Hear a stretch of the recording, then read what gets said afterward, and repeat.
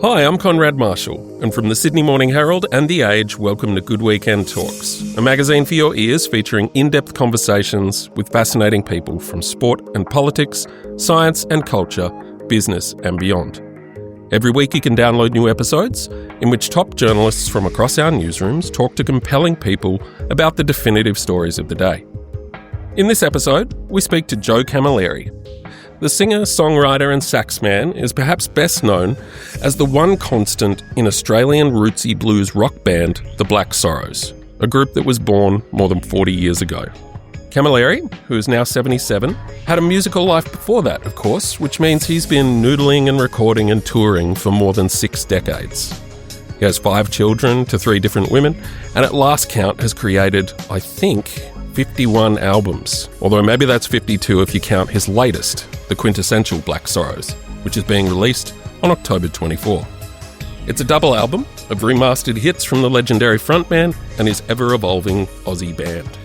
Camilleri has been kind enough to take a break within their current national tour and driven down from his home in the Macedon Ranges more than an hour outside of Melbourne to join us in the studio for a chat about life, love and music. Welcome, Joe. Good morning. Thanks for coming down and fighting the traffic on the Calder Highway. So I want to start by taking you back to 1984. That was the year that Carl Lewis started the Los Angeles Olympics. The Karate Kid and the Terminator were box office smash hits. Dancing in the Dark, Footloose and Careless Whisper topped the charts. And closer to home, Advance Australia Fair became our national anthem. Mm-hmm. We got the first ever $1 coin. And a little band called the Black Sorrows was born. Tell us about how that came to pass. Well, just by accident. You know, I'm an accidental musician, really. I never plan anything. I just finished with a band called Joe Joseph and the Falcons, which was a famous band, and I just had a hit. And you were Joe Joseph? I was Joe Joseph, yeah. And a wonderful band, and we had 7 beautiful years of being in a band. It was a one for all for one. You know, there was no Deb, there was no nothing like that. If someone was ill, we just didn't play, you know, so that was that concept. And that's how we ran that band, like every other band, I think, would have done that. And I had just made a record in 82, 83 called the Char record, which I had two hits off that, Taxi Mary and Walk On By, off that album. And then I realised that I couldn't push this wheelbarrow any further, and I had to either stop my musical career or find something else inside what I really love. And I love jazz, blues, pop music. Wow, they seem a little incongruous. It's weird, isn't it? But of course, in the 60s, they were playing 50s rock and roll. Yeah, the British invasion was playing, and then they sort of migrated to the blues, and they were sort of souping up the blues. So I got an education in that, and then there was a sophistication going on around the Melbourne scene where there was a lot of jazz being played as an alternative to the pop music of the day. And I got heavily involved in that and meeting people that related to that. And by late 1983, I was in a good place, but I didn't have any music in my life. I just wanted to find something. And I heard this record called Another Saturday Night. And it changed the course for me. It was a Zydeco best of album. And it was pretty much rock and roll from the 50s and 60s put into this environment, which was Zydeco music, which was souped up R&B, really, if you want to call it, of the day. And I found it very attractive. I found it really attractive. And the piano accordion and the violin, they were just perfect horn section for me. Mm-hmm. And there was just something organic about it. And it gave me this opportunity to think about something like that. And I was working in a cafe making coffees at the Cafe Neon. And the owner said, why don't you play on a Sunday afternoon? if you can gather up a band. And I sort of put together a bunch of misfits, A motley crew. and that band was born. Let's go back much further than that now. You were born in Malta. Mm-hmm. And came here when you were just 2. I believe your family kind of landed in Fitzroy and Carlton before shifting to Port Melbourne for a few years, then North Altona. You were one of 10 kids. And there wouldn't have been much at all in that developing western suburb of North Altona back in the day. Like, what did your parents do and what did they bring you here? Give us the origin story. Here's the thing. I think when you came out, my dad came out in 49, and it would have been tough. It's tough for every migrant anytime. There's no great time.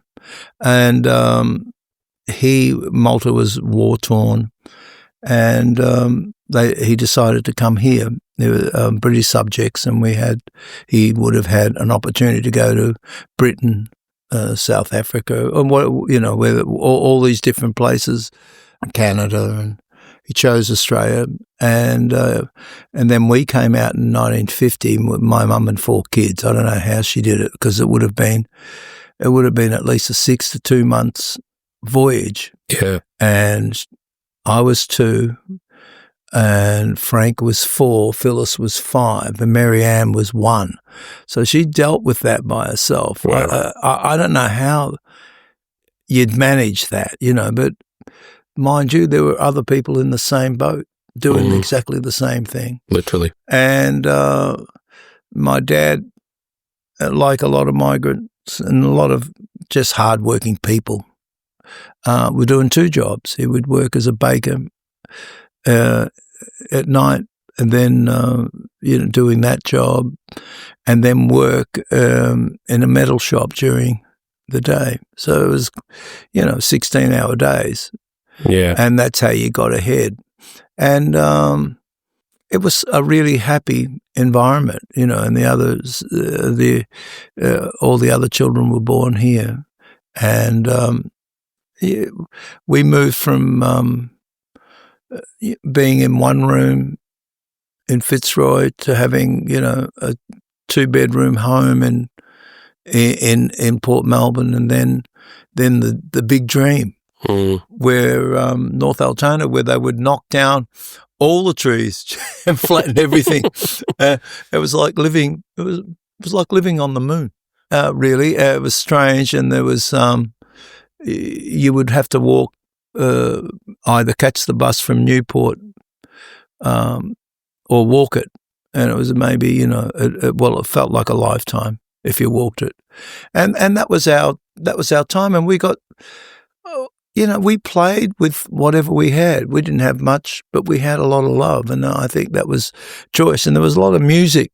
Music is a healer, and there was a lot of music in our house. We loved the radio, and we loved all those things. And there was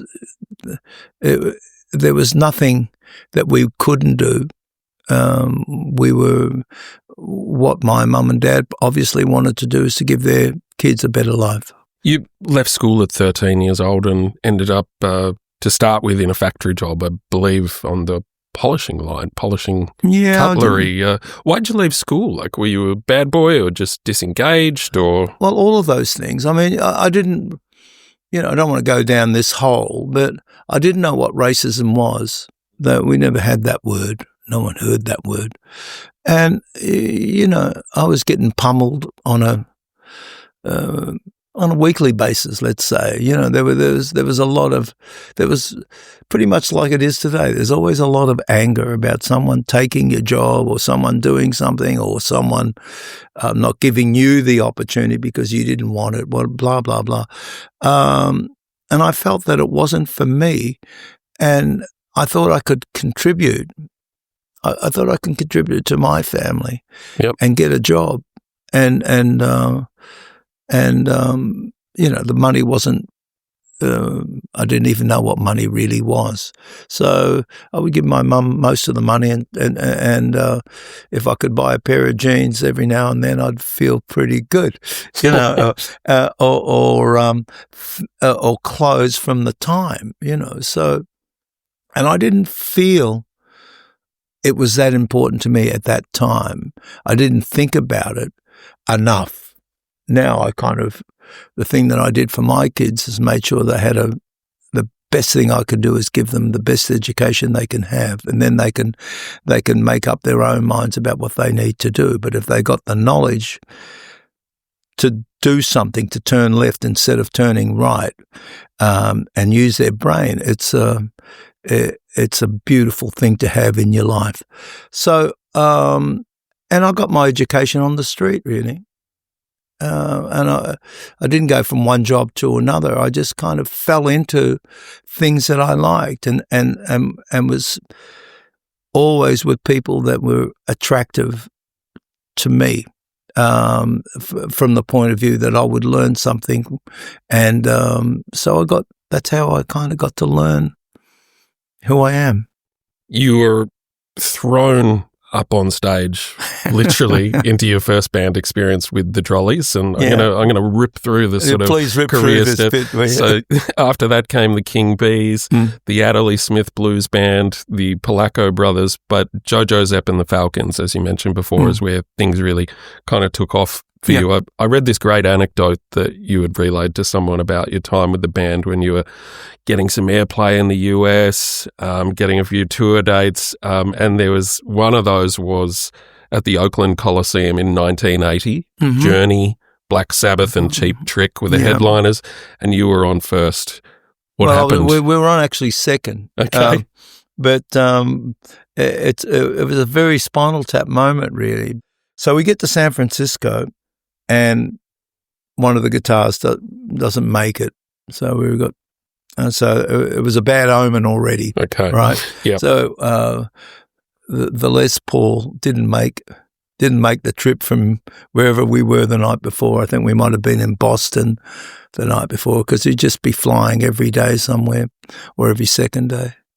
And we're on with the bands that you mentioned, plus another band called Molly Hackett. And Molly Hackett had one hit, but they had a lot of hair. It was very important to mention that, because there was a lot of hair. And we're doing 2 shows that night. We were doing a club show as well as this show, and we're on pretty early. And Bill Graham was it was called On the Green, similar to Day on the Green. I think it might have been called Day on the Green. I still got the T-shirt. I think every child I've had has worn that T-shirt because we're right on the just above Molly Hackett, and we came out and we were just badly matched. You know, the whole idea you're playing. Now you're playing all of a sudden to 10,000 people, 15, you know, and it's not their cup of tea, you know. Journey and Cheap Trick are coming in on helicopters. They had a circus backstage. I think Jeff Burson's got the name Jojo Zepp branded in wood. They had all kinds of different acts going on. It was bigger at the back in a weird way. Everyone was kind of enjoying everyone else's company. But we got on there and we started playing Hit and Run or one of those sort of songs, and it was like we were from Mars compared.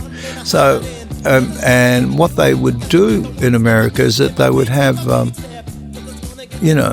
bags full of urine or whatever, and they just tomatoes, eggs, and if they didn't like what they were hearing, they'd be throwing these missiles at you. And one hit the bass player in the head, and that was funny, really, but not for me at the time. And of course, I'm the leader, I'm the singer, so all focus is going to be on me.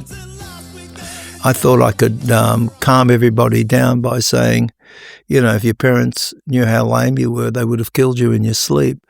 And that turned into something I've never seen before, because everything they had for every band they didn't like was directed at us. They didn't save any of their arsenal for anyone else. Anything for anyone else. And I then then there was an uproar. And then I said, isn't any wonder you lost the Vietnam War? And that was... Because you can't even shoot straight? Yeah, well, and then I get hit with a coin, right in the middle of my head. And I can't quite remember for a few seconds what happened then. And then Bill Graham comes out. This is the promoter, we're only 5 minutes into the set right now. This is the longest 30 minutes that you would want to be involved in. With 5 minutes, he comes out and says, this is a great band from Australia. Give them a go. And I don't think the booing stopped for 25. We did our set. We just rocked away and went through it. It was heartbreaking for me when we got off stage, and the roar from the next band, whoever it was incredible. So we did them a favour, and then we had to play this next gig. And the really beautiful thing was the house was full, which was great, and we're playing once again live to air somewhere in America. And they have these great call signs, so they'd have Ray Charles singing Georgia because it's going to Georgia, and they'll have Chuck Berry doing Memphis, Tennessee. They're doing all these kind of wonderful calls, and then we come on and do our set. But the singer from Journey turns up and apologizes to the band for the behaviour of the afternoon. And I thought that was, and he's such a beautiful person and wonderful singer. And I thought, what a trip that was, just as an overall thing. Lost the guitar, some dignity, some shame, some bit of everything happened that day.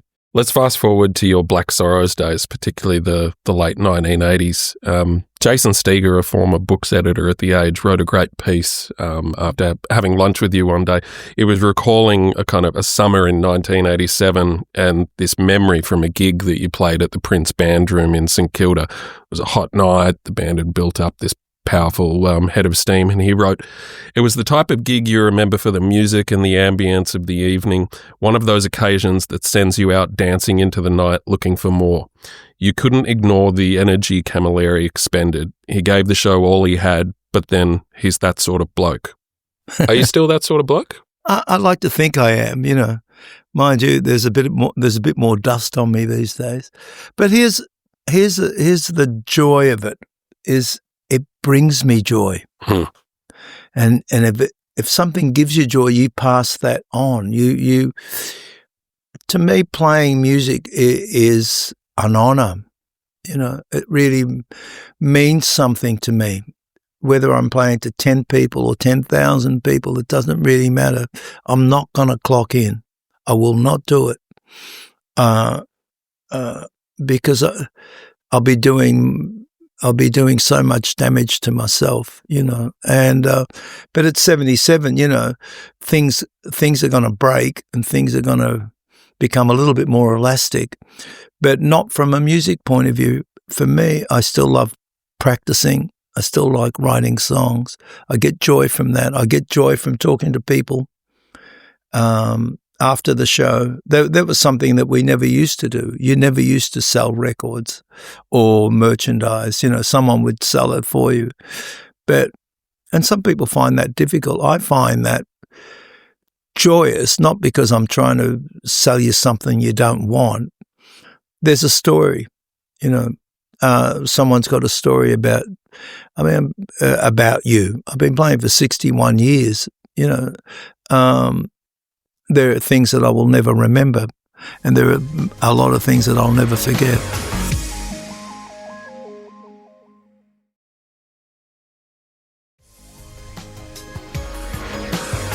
Let's talk for a second about your biggest hit, 1989's Chained to the Wheel. It was your first gold single on a multi-platinum album. You'd recruited the Bull Sisters, Vic and Linda. Yep. And that song really kind of changed the trajectory of the band. You were suddenly in Norway one day and then Paris the next and then back to Scandinavia the following night, when previously you'd kind of been playing more in cafes and things. It was like you'd had decades of work and then overnight success too. What was that like, that adjustment? Well, I had already rang the bell with Joe Joseph and the Falcon. So True. I kind of knew the game a little bit. And I wasn't looking for anything in the Black Sorrows. I was just looking for my own identity, and I still believe that I had something in the tank, something that I can still do. I didn't know what it was, so when I say that I'm an accidental musician, it's kind of true. I'm a music fan. That's my number one thing. I will go to readings and go straight to the record section. Yeah.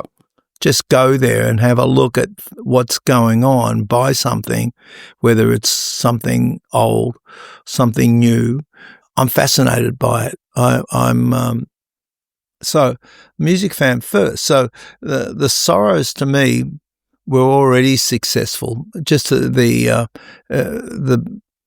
it's just that there was a certain amount of people had heard it and were involved in it. And if I can go back a little bit, when Sonola was released, I mean, Sonola was the Cafe album. Yep. It was basically recorded at AAV as a demo for the console. Right, so had nothing to do with the music.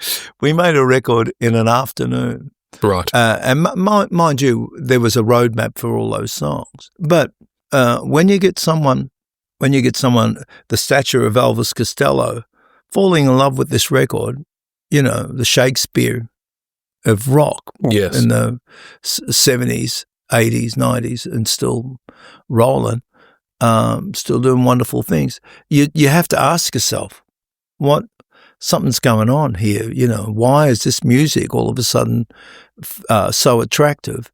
And so I felt good about that. But it wasn't till A Place in the World where my co-writer Nick Smith and I were able to come up with something that related to the band, and that was the success of the band. Everything else, then it becomes kind of mechanical because there's a lot of moving parts and a lot of different things. When me and Nick wrote Chained to the Wheel, I was in Cairns and I had to come back to Countdown to do something off the Dear Children album, Daughters of Glory, and we had all of a sudden there was something going on. The band had changed a lot, and we're at the Countdown studios and we're banging out this song called Chained to the Wheel.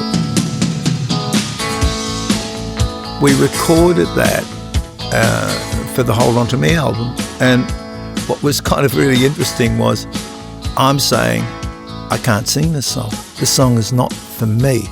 This song really needs to have someone else sing it, a younger man perhaps, and it wasn't till a couple of weeks after recording it, and we needed to get a couple of singers, whether they were male and female. It was Vanetta Fields was doing pretty much all the BVs on that album, and Shirley and me and Nick. And so I got the idea of saying, maybe if we make it more of a domestic situation, that may work for me.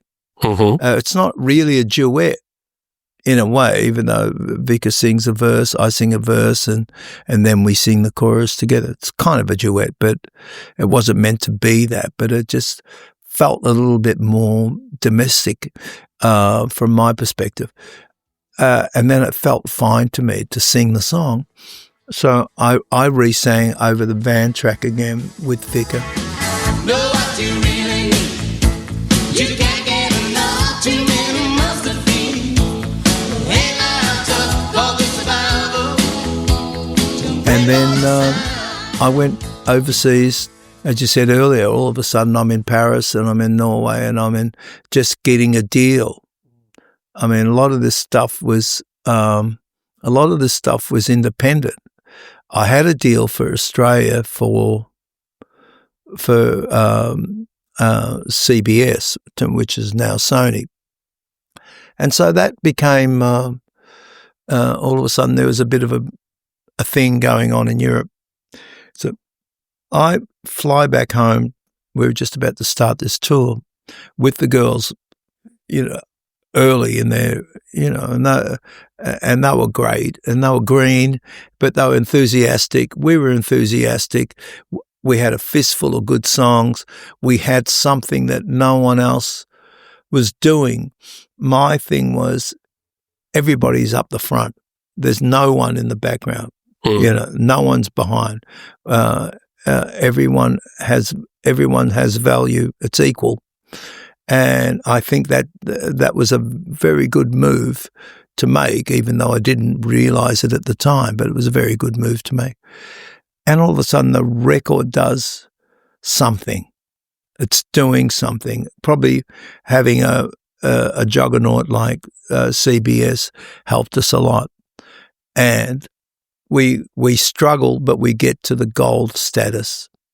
As I was saying, I fly home and I'm in a cab on the way home and the song comes on, the jukebox on the radio. The guy says, the taxi driver says, this is my song. This is how I feel. Just taking that, just taking that line really, whether you knew the song or not. And it just did something else. It was, it was a really good song. I thought we had better songs on the record, and I thought, and as the years progressed, I thought we wrote better songs. But there is something that happens sometimes, and it's just having the right component that makes all the difference. It's the weirdest thing. I don't understand it. I haven't counted them individually, but I believe there have been more than 40 people that you've worked with in the Black Sorrows over the years. And yeah, probably, the thing that I didn't want to do is to be tied down by disgruntled musicians. So I wanted to change the concept and make it as elastic as I could make it. Yeah. So you become, and yes, your footprint's there, and I bring something, you bring something. We feel good about that, and when it's time to go, I haven't said to people, you're fired. Yeah. The only person I've ever fired is Wilbur Wilde, and I fired him like 300 times. He turned up at a gig just last week, and he says, I got my horn, so you better get up. And it was great, so it's all about the shifting of what you need to do. I think the best thing that I could do for the people that have played in the band is to give them that opportunity to do what they need to do. Beyond that, of course, you've collaborated with or produced or done session work with probably everyone in Australian music, from Cold Chisel to Paul Kelly, Skyhooks to Icehouse. Yeah. Who's the nicest star in Australian music? Me. Who, apart from you, who would you just be like, that guy is, or that girl is just salt of the earth? You wouldn't read about it. Everybody is beautiful. Really, I know this sounds diplomatic, but we're all in the same boat, trying to do the best we can with what we've got. Yep. So when someone, I remember, if I can just take time out to just talk about Cold Chisel, we're doing shows. We're doing 250 shows a year, 300 shows a year. So you're playing till midnight, and then you're in the studio till 6 a.m. Yeah. Right. So we get a call. Me and Willie get a call. We've played on the records before. We get a call to go and go into the studio, and they want us to do. This is the East album, I think, and they wanted some horns. And we're good mates.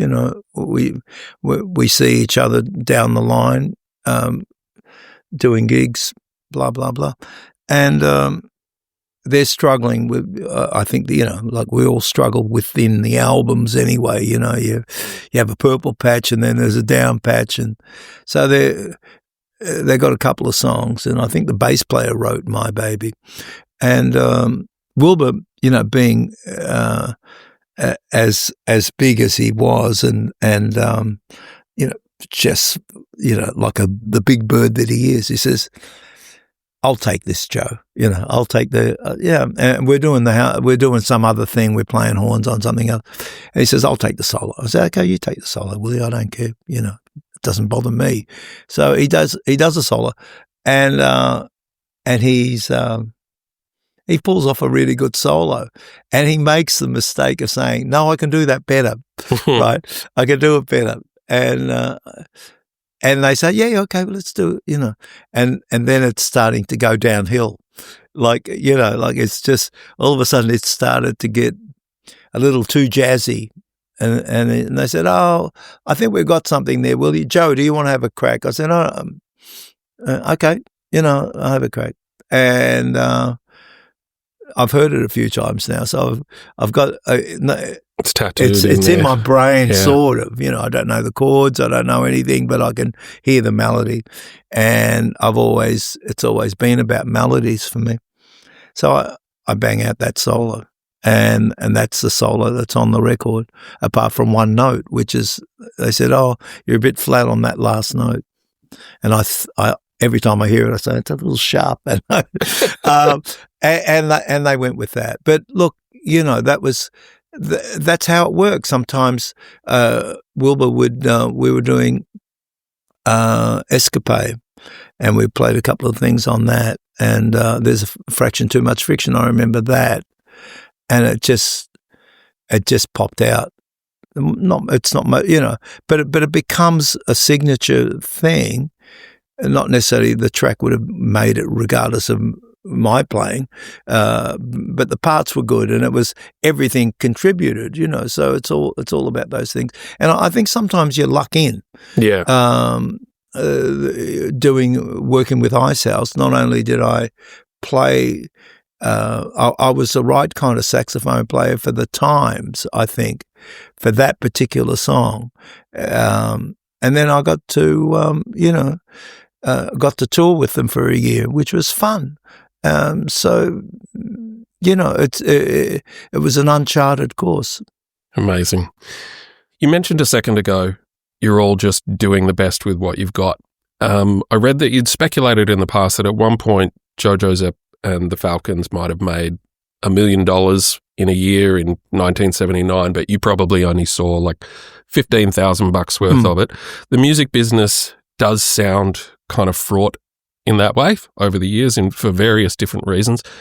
How have you gone? Have you been able to sort of square things away and make yourself comfortable? Because some people have been able to do that and others haven't.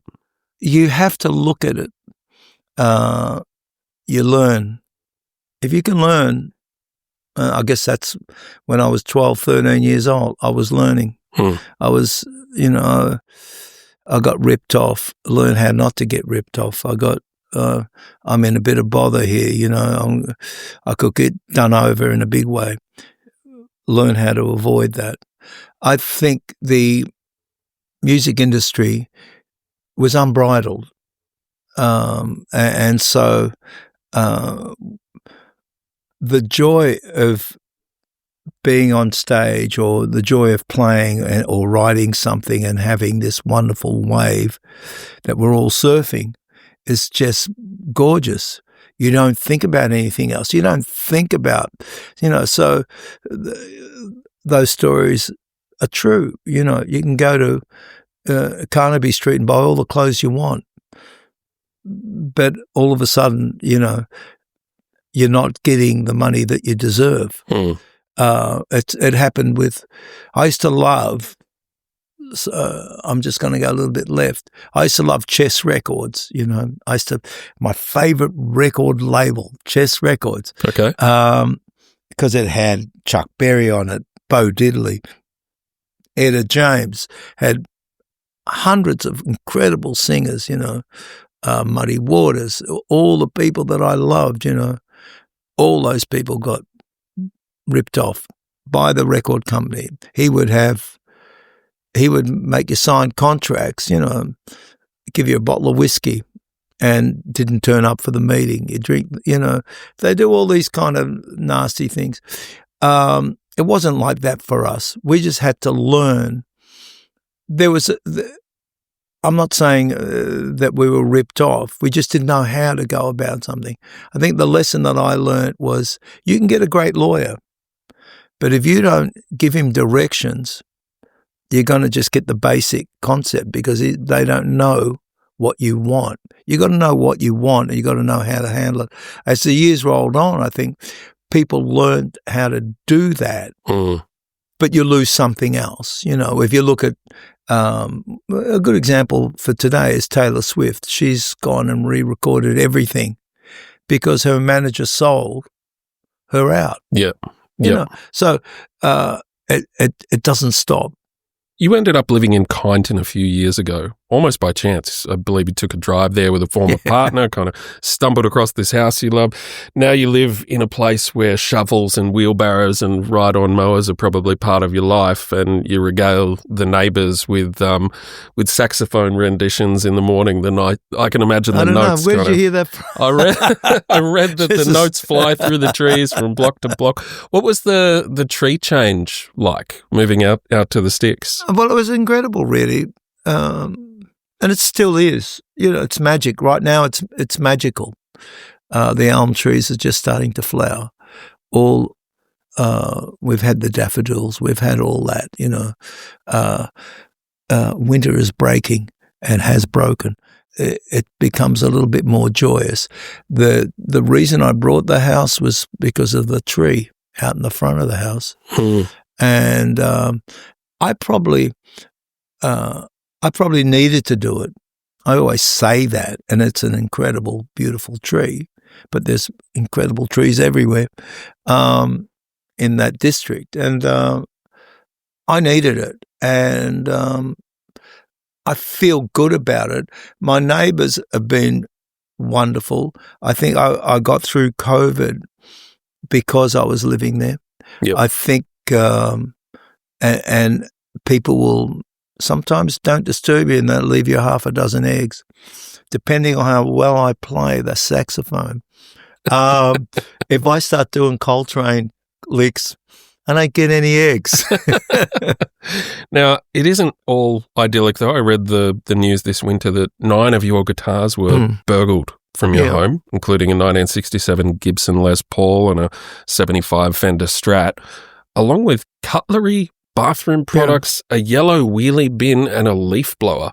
I know. There's a leaf blower, right? So talk about, dangerous items, if you put the leaf blower on at a certain time and it's not the right time, you get to know it. Well, forget those latter things. I'm just wondering, you're still feeling the absence of the axes that you lost? I do, but I feel you have to let go. You can't be in grief. I mean, you can grieve the things. They're only objects, really. And I tried to explain this at the time. I did a couple of interviews at the time, and my favorite guitar out of all those was a 1954 Switchmaster, Gibson Switchmaster. Now, here's the weird thing, and Karen Tolhurst sold me that guitar from the Dingoes.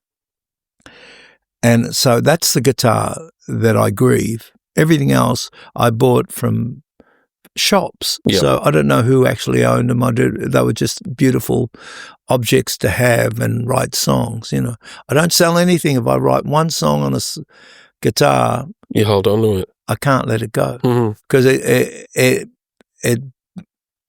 gave me the joy.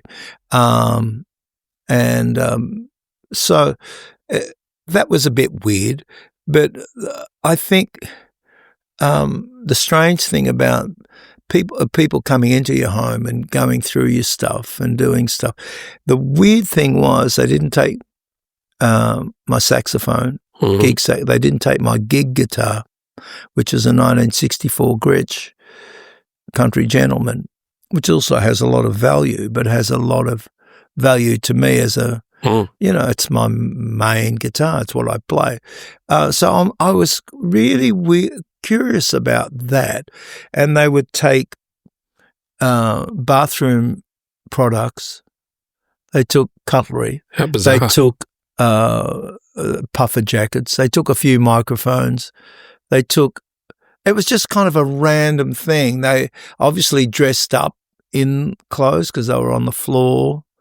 And it keeps on giving this thing because you keep finding things that are no longer in your cupboard. Right. So it's kind of strange. Oh, that's missing. So I felt that I don't think I'll ever see the instruments, but I don't worry about that so much. But I tell you what's really nice is the human touch, because I had so much goodwill. It made you feel that we're okay. There are great people out there that want to do great things and good things. Amazing. One last one. You're on tour now, about to head north, then south, and eventually out west. Yeah, everywhere. Listeners in New South Wales and Victoria should know that they can get tickets to gigs in November everywhere, from the Enmore Theatre in Sydney to the Melbourne Recital Centre. What I was wondering is how you kind of stay energised when you're going from Cowra to Colac and Tamworth to Tweed Heads. It sounds sort of exhausting and reminds me again of something that I read that I think you wrote or said. You said, "I hope I die on the tour bus." Well, is that still true? Well, I don't really want to die on the tour bus anymore. But I think you live and breathe it. If you do that, you know what to do. I don't come for drinks. I come to play. And that's my mantra. And I have to, regardless the pain that I might be in, and I have my share of pain. And I kind of realize that even that gives you patience. And that's kind of what it's all about. You got to live the life you live. And I'm just happy that I've got this opportunity to do it, and I will do it as long as I'm allowed to. Joe Camilleri, thanks very much for coming in. Pleasure. That was Black Sorrows frontman Joe Camilleri on the latest Good Weekend Talks. If you enjoyed this episode, please remember to subscribe, rate and comment wherever you get your podcasts, and keep tuning in for more compelling conversations. Coming soon, we speak to Antonia Marin, the broadcaster, author, lawyer, and now mental health advocate and sister of Nicole Kidman, about the lasting legacy of their father, Anthony. Good Weekend Talks is brought to you by the Sydney Morning Herald and The Age, proud newsrooms powered by subscriptions. To support independent journalism, search Subscribe Sydney Morning Herald or The Age. This episode of Good Weekend Talks is produced by Konrad Marshall, with technical assistance from Cormac Lally and editing from Tim Mummery. Our executive producer is Tammy Mills, Tom McKendrick is head of audio, and Melissa Stevens is the editor of Good Weekend.